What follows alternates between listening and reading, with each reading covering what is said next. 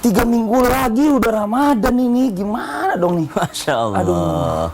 Luar biasa. Masih pagi udah mikirin banyak nih. Gimana nggak mikirin banget Ustadz Syam? Kita nggak kerasa nih ngobrol-ngobrol, ya kan? Tiap hari warawiri. 3 minggu lagi Ramadan. Mestinya kita kalau menyambut Ramadan, mestinya seneng dong. Bahagia dong. Marhaban ya Ramadan. Iya, bahagia. Selain bahagia juga, tapi kan kita juga jadi pikiran. Apa itu? Baju baru belum dibeliin buat Baju baru anak-anak. buat apa Buat tuh? lebaran. Oh, buat Terus lebaran. mbaknya bakalan pulang. Aduh, nih siap-siap Kapan nih. pulangnya tuh? Ya biasanya kan 2 minggu sebelum lebaran udah siap-siap dia Buat udah. lebarannya. Iya, 2 minggu puasa, minggu lebaran udah libur. Ya Allah. Saya ngepel segala. Aduh. Ini yang banyak dirisaukan sama jamaah. Udah mikirin lebarannya, mikirin lebaran terlalu jauh. Oh. Masih ada yang lebih dekat yang mesti dipikirin. Apa itu? dipikirin? Hutang puasa udah lunas belum? Iya tuh. Wih, subhanallah, menyambut Ramadan tinggal hutang puasa tuh udah dilunasi belum? Itu yang lebih penting. Makanya insya Allah hari ini kita akan bahas. Mas, temanya apa temanya? Dalam tema Ramadan sebulan lagi masih punya hutang puasa. Oh.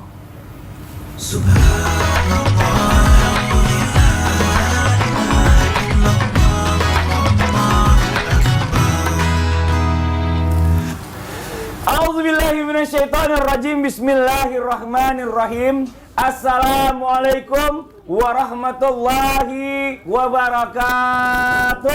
Waalaikumsalam warahmatullahi wabarakatuh. Jamaah, oh jamaah, alhamdulillah. Alhamdulillahirabbil alamin. Allahumma shalli ala sayyidina Muhammad wa ala ali sayyidina Muhammad. Jamaah Islam itu yang dirahmati Allah. Rabbi shrah li sadri wa yassir li amri wahlul 'uqdatam min lisani yafqahu qawli. Sebentar lagi nih kita nggak berasa nih ya, mau masukin bulan Ramadan. Banyak pertanyaan nih dari jamaah. Mas Fadli, ini gimana ya?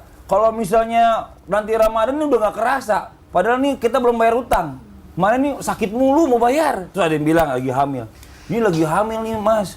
Tiap tahun hamil mulu, jadi puasanya gimana? Biar mau bayar hamil, gak bayar hamil. Susah nih katanya nih. Doyan dia. Nah, ada aja godaannya. Hari ini kita bahas nih, ya jangan sampai godaan-godaan ini menggugurkan kita seharusnya menjadi kewajiban kita. Nah, temanya apa sih? Temanya adalah Ramadan sebulan lagi masih punya utang puasa. Masih punya? Masih punya nggak Jemaah? Masih punya ya, Masya Allah. Kita bahas dulu deh, satu persatu. Nih, ada yang bilang bayar fidyah. Wow. Tapi tetap juga harus mengqadha puasanya.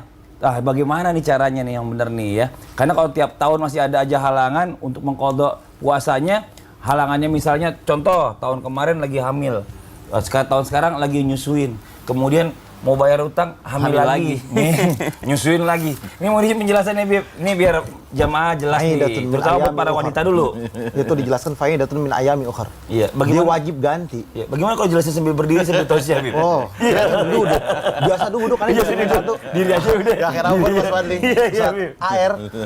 Ustaz Syam. Bismillahirrahmanirrahim. Assalamualaikum warahmatullahi wabarakatuh. Waalaikumsalam warahmatullahi Alhamdulillah. wabarakatuh. Alhamdulillahil wahidil ahad alladzi lam yalid wa lam yulad wa lam yakul lahu kufuwan ahad. Laisa kamitsli syai'un wa huwas samiul basir. Summa fasalli wa sallim wa barik ala sayidina wa habibina wa syafi'ina wa maulana Muhammadin sallallahu alaihi wasallam wa sahbihi wa azwajihi wa dzurriyyatihi wa ahlil baiti wa ansarihi wa sahari ma ba'du. Segala puji bagi Allah Subhanahu wa taala yang alhamdulillah pada pagi hari ini kita dapat menyaksikan Islam itu indah. Insya Allah kita mendapatkan ilmu yang bermanfaat dari guru-guru kita. Amin. Bisa diamalkan untuk dirinya, suaminya, istrinya, anak-anaknya. Insya Allah hikmah daripada hari ini kita bisa mengqadha daripada Ramadan yang kita tinggalkan dan berkah mendapatkan ridhonya Allah Subhanahu wa taala. Amin. Amin ya Allah ya Rabbal alamin. Dijelaskan di dalam Al-Qur'an Allah Subhanahu wa taala berfirman, "Ya ayyuhalladzina amanu kutiba alaikumusiyam kama kutiba alladzina min qablikum la'allakum tattaqun." Mereka diwajibkan oleh Allah Subhanahu wa taala untuk berpuasa di bulan Ramadan. Dijelaskan dalam hadisnya baginda Nabi besar Muhammad sallallahu alaihi wasallam, perempuan itu mudah masuk dalam surganya Allah dengan 3 syarat. Yang pertama, taat kepada Allah dan Rasulnya. Yang kedua, mengqadha daripada setiap Ramadan yang dia tinggalkan. Yang ketiga, taat sama suaminya. Ini yang nomor 3 susah nih. Nomor 2 gampang. Kita nggak bahas nomor 3, tapi kita bahas yang nomor 2 ini. Mana yang paling luar biasa adalah seorang perempuan yang dimana dia mempunyai suami, akhirnya terjadilah memiliki anak, menyusuin anak lagi, nyusuin lagi, anak lagi, sampai Ustaz Air sampai 6 sekarang, alhamdulillah. Subhanallah. Ya kan, Ustaz Sam belum nambah-nambah.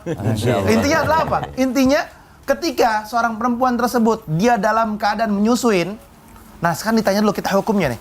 Kalau perempuan dia dalam keadaan menyusuin nih, dia takut akan dirinya, maka dia wajib mengqadha, tidak fidyah.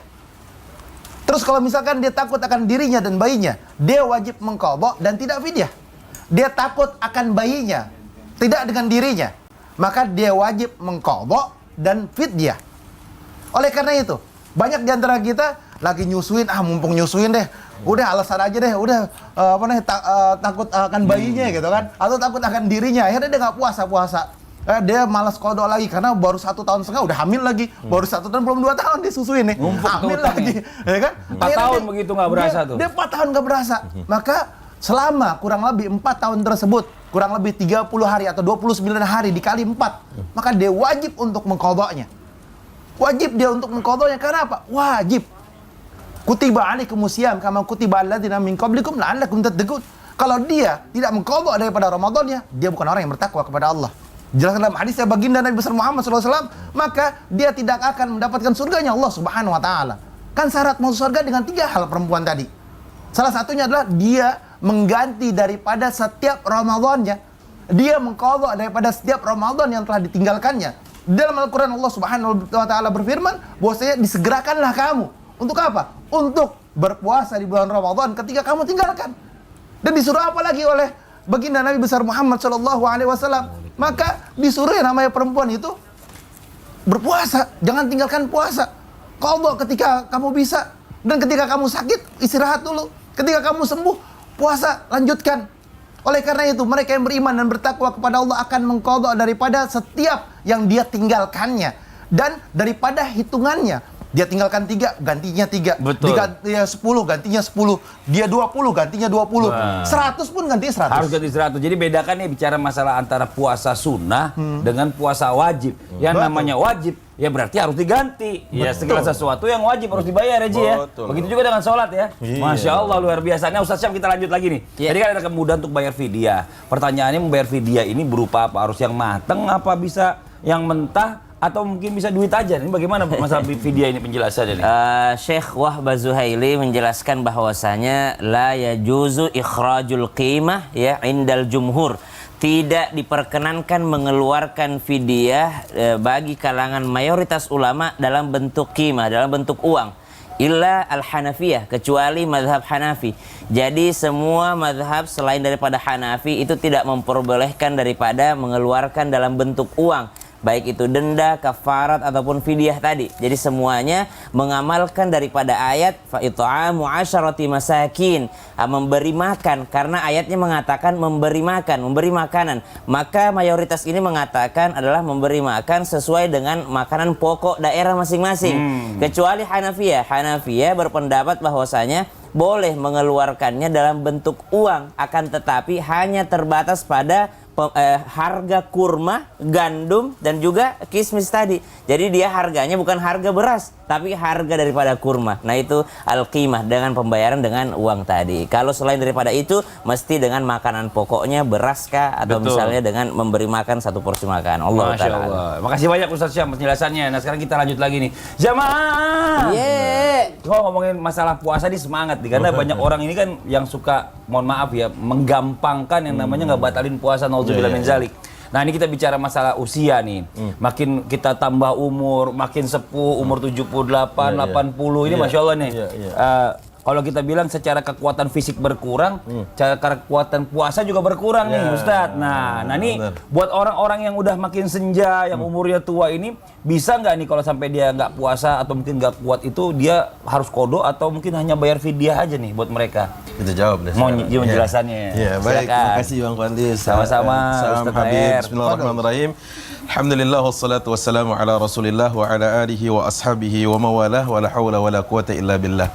Jadi yang perlu digarisbawahi bahwa fa dainullah atau fa haqqullah ahaqqu bil qadha. Yang artinya adalah jika kita berhutang, maka hutang kepada Allah lebih layak, lebih berhak, lebih pantas untuk dibayar. Itu dulu kata Rasulullah kepada seorang yang datang kepada beliau bertanya, bagaimana kondisi ibu saya yang dia meninggalkan hutang begitu ya. Nah, maka saya ingin katakan para ulama terdapat silang pendapat dalam perkara yang ditanyakan Bang Fadli tadi. Iya. Di mana kalau orang sudah tua, bagaimana sebenarnya agama ini membahasnya? Allah mengatakan di Quran surat 2 ayat 184, wa 'alal ladzina yutiqunahu fidyatun ta'amu miskin. Dan kepada mereka yang apabila berpuasa yutiqunahu. Dalam riwayat dari Abdullah bin Mas'ud, wa 'alal ladzina yutawwiqunahu, dengan adanya tasydid. Artinya apa? Ada kepayahan. Kalau dia puasa, dia tambah payah. Gitu ya. Maka baginya dia membayar fidyah. Para ulama dalam hal ini membahas setidaknya ada 3 pendapat. Jumhur ulama mengatakan bahwa wajib baginya fidyah. Begitupun bagi mereka yang alladzi la yurjaburuh. Nah, yang kedua adalah mereka yang mengatakan kalau mereka mengeluarkan fidyah hukumnya mustahab. Sangat dianjurkan dan baik, tidak sampai derajat wajib. Tapi alaihil qadha, baginya mengqadha. Itu yang diucapkan oleh mazhab Malikiyah, yaitu mazhab Imam Malik. Nah, sementara Al-Hanabilah yang disebut dengan mazhab Imam Hambali atau Ahmad bin Hanbal mengatakan bahwa agak sedikit berbeda. Kalau seandainya fa in akhrajaha, kalau orang ini mengeluarkan fidyah, falahu dzalik, maka baginya adalah sudah ya cukup baginya. Tapi kalau dia tidak mengeluarkan, maka wa alaihil qadha, bagi dia qadha. Cuma memang meninggalkan pertanyaan yang prinsip bagi kita, bagaimana dia mau mengqadha sementara dia kepayahan kalau berpuasa? Bukankah yuridullahu bikumul yusra wa la yuridu bikumul usra? Allah menghendaki kemudahan, Allah menginginkan kemudahan, tidak menghendaki dan tidak menginginkan kesulitan. Karenanya tatkala ayat ini turun, sebenarnya dahulu ya kalau kita tahu adalah sebuah pilihan, sampai akhirnya Allah amandemen, Allah ganti, Allah tetapkan yang baru, dan Allah tetapkan yang sekarang berlaku untuk kita. Makanya kalau bicara tentang ini ya, kita mengikuti pendapat jumhur ulama, wa alaihil fidyah wala qadha alaihi, baginya dia membayar fidyah dan dia tidak perlu mengqadha. Kenapa demikian? Karena baginya kalau hari ini dia bayar fidyah, kemudian dia mengqadha, berarti makin nambah hari, makin berkurang jatah hidupnya. Otomatis berbanding lurus dengan kebugaran dan kesehatan fisiknya tersebut. Betul. Sehingga baginya cukup membayar fidyah. Wallahu ta'ala a'lam bishawab. Masya Allah, jazakallah khairan katsiran. Memang ini bicara masalah tentang kemampuan ini balik lagi ke orang masing-masing. Jangan ntar masih sanggup puasa, karena saya udah umur tua, saya nggak sanggupin. Kagak bisa juga, Allah maha tahu gitu ya. Nah ini Masya Allah buat orang yang mau bayar utang nih, Masya Allah mungkin dia udah tua gitu kan, tanpa sadar dia mau habis puasa nih, ternyata dia banyak nggak puasa, keburu meninggal. Nah ini bagaimana nih? Apakah anak bisa mengkodok atau membayar utang puasa orang tuanya, Bib? Dijelaskan di dalam mazhab Imam Malik dalam kitab Al-Muwatta bahwasanya seseorang yang meninggal dunia, apakah anaknya diperbolehkan untuk mengqadha? Ternyata anaknya tidak diperbolehkan untuk mengqadha. Karena apa? Salatnya tidak bisa digantikan, wudunya tidak bisa digantikan. Ini dalam kitab Imam Malik Al-Muwatta. Tapi kalau menurut kita umumnya mazhab Imam Syafi'i radhiyallahu an di dalam penjelasan kitab I'anatul Talibin bahwasanya kita diperbolehkan untuk mengqadha orang tua kita. Misalkan orang tua kita ditanya umur senja itu berapa sih? 40 ke atas, 40 ke atas, di bawahnya syabab, di bawah 40. Nah, ketika dia misalkan orang tua kita nih kayaknya 1 bulan deh dia nggak puasa Ramadan nih. Kita sebagai anaknya, menurut mazhab Imam Syafi'i boleh diqadha, boleh di fidyah. Atau ada kalimat di sini boleh diqadha atau boleh di fidyah. Nah, tapi ada jelas dalam hadis yang baginda Nabi Muhammad SAW dalam hadis nih, ya Rasulullah, aku memiliki orang tua. Orang tua aku ini 1 bulan dia tidak berpuasa di bulan Ramadan. Maka kata Rasulullah, kamu berpuasalah untuknya. Ini asal muasal hukum. Ada yang namanya ulumul hadis. Ini menjelaskan bahwasanya seperti itu. Jadi bukannya karena memang ya semua maunya kita, enggak. Karena Ada dasar hukumnya. Ada dakwanya, ada dasar hukumnya. Kita mayoritas Imam Syafi'i biasanya tuh, oh orang tua kita nih nggak puasa Ramadan nih, bayar fidyah biasanya. Kita yang bayar anaknya yang tahu diri. Ya udah tahu bapaknya kagak bisa puasa, orang giliran warisannya aja lo mau. Iya. Giliran puasanya lo nggak mau. Juga nih, jebak juga nih. Iya. Makasih banyak, Bib. Nah, sekarang kita lanjut lagi nih, jamaah. Jujur ya nih buat jamaah yang di rumah nih, ibu-ibu nih. Ingat nggak? Mungkin yang zaman-zaman dulu nih ya kan, waktu masih remaja gitu kan, yang suka ngegampangin batalin puasa. Ingat nggak kira-kira udah batal puasa berapa banyak? Iya, sampai sekarang. Ada yang lupa. Aduh, lupa berapa ya? Nah, ini gimana Ustaz Syam nih? Cara bayar hutang puasa yang numpuk selama bertahun-tahun, yang dia udah nggak inget sendiri nih. Kira-kira berapa nih banyak puasa yang harus dibayar? Mohon izin penjelasannya Ustaz Syam. Fadhil Ustaz Syam. Bismillahirrahmanirrahim. Habib Ismail, Ustaz Fadli serta guru-guru kami yang dimuliakan Allah Subhanahu wa taala. Alhamdulillahirabbil alamin wassalatu wassalamu ala asyrafil anbiya'i wal mursalin sayyidina Muhammadin wa ala alihi wa sahbihi ajma'in. Asbahna wa asbahal mulku lillahi rabbil alamin. Subhanak la ilma lana illa ma 'allamtana innaka antal alimul hakim. Rabbi shrah li sadri wa yassir li amri wahlul 'uqdatam min lisani yafqahu qawli waj'alni wazira min ahli amin amin amin ya rabbal alamin. Jamaah Islam itu indah yang dimuliakan Allah Subhanahu wa taala. Ada doa di dalam Al-Qur'an berbunyi ba'da naqul a'udzu billahi minasyaitonir rajim. Rabbana la tu'akhidna in nasina aw akhtana. Wahai Tuhan, ya Rabb, jangan kau hukum kami atau jangan kau timpakan azab kepada kami ke atas kami disebabkan karena lupa dan khilafnya kami. Ada orang lupa berapa jumlah hutang puasanya, subhanallah. Masalahnya ini tiap tahun lupanya. Masalahnya ini udah terlalu banyak lupanya. Jadi kalau lupanya tidak dihukum sama Allah Subhanahu wa taala, khilafnya tidak dihukum sama Allah Subhanahu wa taala karena Allah sendiri yang ngajarin kita doanya. Akan tetapi jangan sampai kita meremehkan yang dilupakan tadi. Maka apa yang harus dilakukan bagi orang yang melupakan daripada jumlah hutang puasanya? Yang pertama, mesti diingat-ingat terlebih dahulu, diperkirakan terlebih dahulu. Jadi nggak pasti hitungannya karena sudah berdoa tadi, jangan kau hukum kami ya Allah atas apa yang khilaf. Maksudnya udah dia perkirakan ternyata masih tetap salah juga, maka itu sudah tidak dihukum lagi. Tapi yang jelas dia perkirakan dulu berapa. Kira-kira saya baru hijrah, kira-kira di umur 20 tahun lah baru saya taat sama Allah nih. Oh berarti kalau saya balik umur 15 tahun berarti 5 tahun saya ini lalai. Anggaplah kira-kira sebulan di awal-awal Ramadan saya masih puasa. Masuk hari ke-15 sudah tidak puasa. Berarti tiap tahun setengah bulan yang tidak puasanya. Berarti kalau 5 tahun nakal berarti 2,5 bulan kurang lebih hutang puasa saya. Jadi 2,5 bulan hutang puasanya kurang lebih 75 hari. Kalau sudah dapat hitungan 75 hari, udah yakinkan di situ karena keraguan-raguan tidak bisa mengalahkan keyakinan. Berarti udah pasti udah 75 hutang puasanya. Udah yang pertama itu caranya.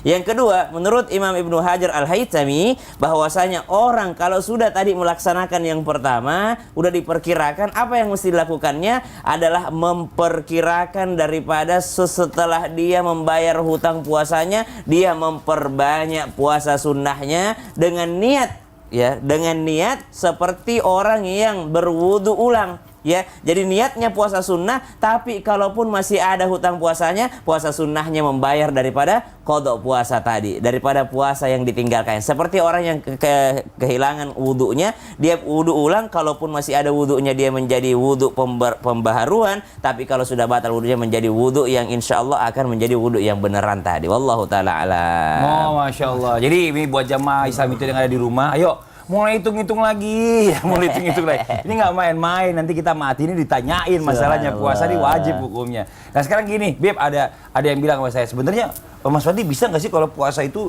dibayar secara berurutan? Boleh nggak tuh, Beb? Maksudnya berurutan gimana nih? Berurutan tiap hari. Cuma kan ada yang bilang kan katanya kan kalau bisa Jumat nggak usah puasa, katanya nggak boleh puasa Sebetulnya Jumat. puasa boleh-boleh aja. Ente dapat dalil dari mana sih? Jangan sembarang ngomong ente. Sembarangan. Ada lagi nanya, makanya nanya, Bib. Ya, di jalan. Ustaz Tahir, gimana? Boleh nggak tuh Jumat puasa? Ngapain tuh? Gimana itu? Mana dia? Boleh nggak tuh sih Jumat? Jumat sih sebenarnya boleh nggak ya? Ntar aja deh kita bahas kali ya. Ya agak mau jawab juga. Ustaz Syam, bisa nggak sih? Kata siapa sih? Kata siapa sih? Di jalan juga dah. Dia pada jalan semua ini. Gimana sih jamaah? Iya, ya Allah. Jangan mau tungguin dong. Mau ikut juga. Ya udah jamaah dulu, jangan kemana-mana. Kita tunggu jawabannya setelah yang satu ini ya. Tetap Islam Indah jamaah. Jamaah. Alhamdulillah. Waduh, pada kagak bener nih.